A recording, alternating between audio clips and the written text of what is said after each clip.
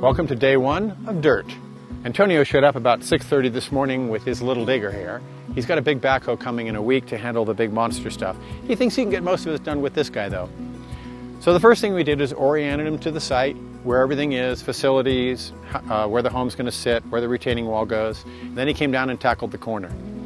And that worked really well for a while. Everything came out nice and easy, except for this monster. This is a brute. About every 15-20 minutes he'd say, I'm going to need the big backhoe. But he'd keep tackling it. Very tenacious. He worked on it and worked on it and worked on it.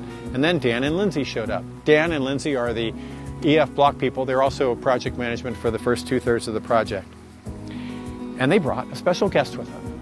And believe it or not, that's not the first construction site that little baby's visited. So we're sitting in the shade, and Antonio has a medical problem. It turns out to be nothing, dehydration and altitude. But we stopped work. We want, safety first.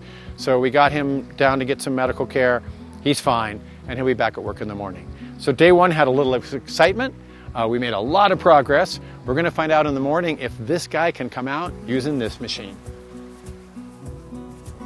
So Antonio made it to the top of the hill, which means the new corner and the driveway is done. It looks awesome.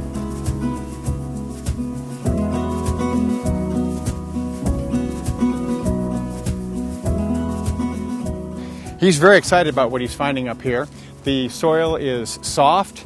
It doesn't have a lot of big rocks in it so far, and it's got a little bit of moisture, so it compacts really easily.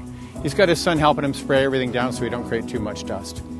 I got to go back to town for a couple of days. They're going to keep working here and flatten the site. We used the laser level that Antonio brought with him. Really, really cool device in order to establish exactly where the finished floor is going to be. And that determines where the height of the retaining wall on the other side of the house, and it determines the height of the stem walls on the bottom of the house. And all those are within spec, so we're very excited to be moving forward. All we want to cut is that down to the finished floor height. And then when you get to where you don't have to cut anymore, you don't have to cut anymore because it's all going to be fill. Next time I'm here, about a week from now, the ground should be flat and we'll be ready to lay foundations.